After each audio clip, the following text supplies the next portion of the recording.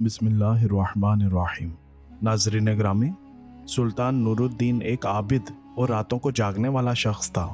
वो एक अजीमुशान सल्तनत का फरमारवा होने के बावजूद ऐसा मर्द दरवेश था जिसकी रातें मुसल्ले पर गुजरती थीं और दिन मैदान जहाद में वो अज़मतो किरदार का एक अजीम पेकर था जिसने अपनी नोके शमशीर से तारीख़ इस्लाम का एक रोशन बाब लिखा।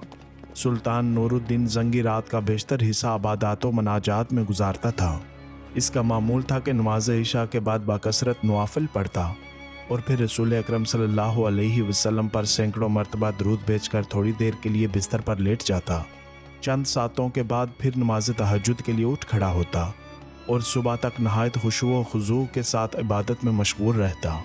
557 हिजरी 1162 की एक शब वो औरादो वज़ाइफ से फारिग होकर बिस्तर पर लेटा तो ख्वाब में 3 बार रसूल अकरम सल्लल्लाहु अलैहि वसल्लम की ज़ियारत हुई। बाज़ रवायतों में है कि सुल्तान ने मतवातर 3 रात हजूर अकरम सल्लल्लाहु अलैहि वसल्लम को ख्वाब में देखा।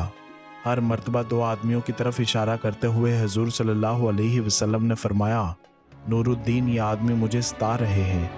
नूरुद्दीन ये ख्वाब देखकर सख्त मुस्तरब हुआ। बार बार इस्तग़फ़ार पढ़ता और रो रो कर कहता, मेरे आका व मौला को मेरे जीते जी कोई सताए, ये नहीं हो सकता। मेरी जान, माल, आलो औलाद सब आकाए मदनी पर निसार है।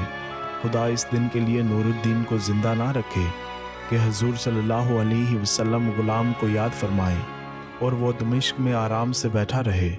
सुल्तान नूरुद्दीन बेचैन हो गया और इसे यकीन हो गया कि मदीना मुनव्वरा में ज़रूर कोई ऐसा नागहानी वाक़या हुआ है जिससे सरवरे कौनैन की रूह अक़दस को तकलीफ़ पहुंची है। ख्वाब से बेदार होते ही इसने 20 आयान दौलत को साथ लिया और बहुत सा ख़जाना घोड़ों पर लदवा कर मदीना मुनव्वरा की तरफ रवाना हो गया। अहले दमिश्क सुल्तान के यकायक सफ़र के इरादे से बहुत हैरान हुए, लेकिन किसी को मालूम ना था कि असल बात क्या है। दमिश्क से मदीना मुनव्वरा पहुंचने में आमतौर पर 20-25 दिन लगते थे, लेकिन सुल्तान ने यह फ़ासला नहायत तेज़ रफ्तारी के साथ तय किया और 16वें दिन मदीना मुनव्वरा जा पहुंचा। अहले मदीना इसकी अचानक आमद पर हैरान रह गए। सुल्तान ने आते ही शहर में आने जाने के दरवाजे बंद करा दिए। फिर मुनादी करा दी कि आज तमाम अहले मदीना इसके साथ खाना खाएं। तमाम अहले मदीना ने नहायत खुशी से सुल्तान की दावत कबूल की। इस तरह मदीना मुनव्वरा के तमाम लोग सुल्तान की नज़र से गुजर गए, लेकिन इनमें वो आदमी नहीं थे जिनकी शक्लें इसे ख्वाब में दिखाई गई थीं। सुल्तान ने काबरे शहर से पूछा कि कोई ऐसा शख्स तो बाकी नहीं रहा जो किसी वजह से दावत में शरीक ना हो सका हो।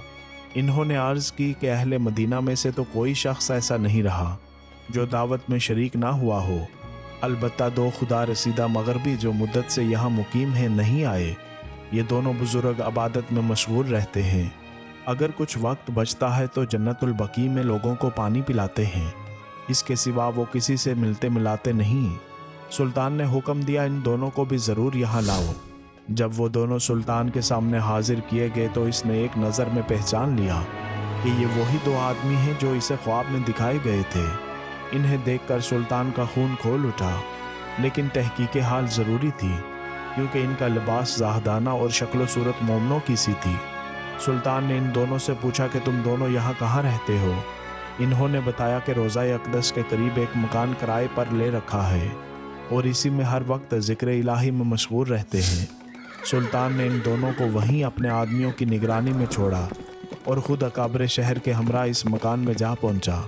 नाजरीन, ये एक छोटा सा मकान था जिसमें नहायत मुख्तसर सामान मकीनों की ज़ाहदाना ज़िंदगी की शहादत दे रहा था। अहले शहर इन दोनों की तारीफ़ में रुतबुल लिसान थे और बज़ाहिर कोई चीज़ काबिल एतराज़ नज़र नहीं आती थी, लेकिन सुल्तान का दिल मुतमईन नहीं था। इसने मकान का फ़र्श ठोंक बजा कर देखना शुरू किया। यकायक सुल्तान को एक चटाई के नीचे फ़र्श हिलता हुआ महसूस हुआ। चटाई हटाकर देखा तो एक चौड़ी सिल थी। इसे सरकाया गया तो एक खौफनाक इंकशाफ हुआ।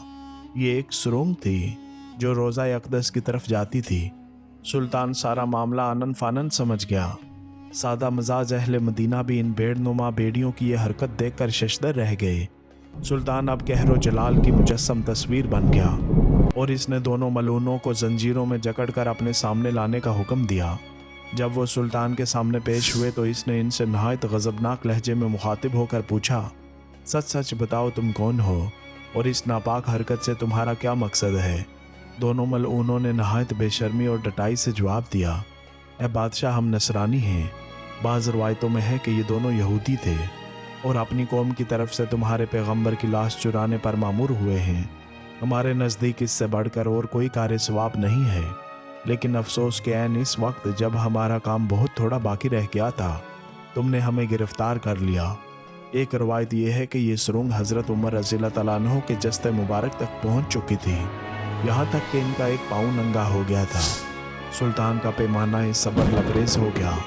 इसने तलवार खींचकर इन दोनों बदबख्तों की गर्दनें उड़ा दी और इनकी लाशें भड़कती हुई आग के अलाव में डलवा दी। ये काम अंजाम देने के बाद सुल्तान ने हुक्म दिया कि रोज़ा-ए नबवी सल्लल्लाहु अलैहि वसल्लम के गिर्द एक गहरी खंदक खोदी जाए और इसे पिघले हुए शीशे से पाट दिया जाए।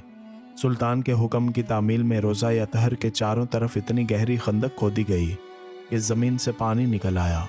इसके बाद इसमें शीशा भर दिया गया ताकि ज़माने की दस्त बर्द से हर तरह महफूज रहे।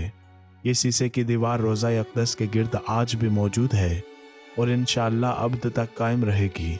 आज भी अहले मदीना सुल्तान नूरुद्दीन का नाम नहायत मोहब्बत और एहतराम से लेते हैं और इनका शुमार इन नफूस कुदसी में करते हैं जिन पर सैयदुल बशर ने खुद एतमाद का इजहार फरमाया और इनके मुहिब्बे रसूल होने की तस्दीक फरमाई।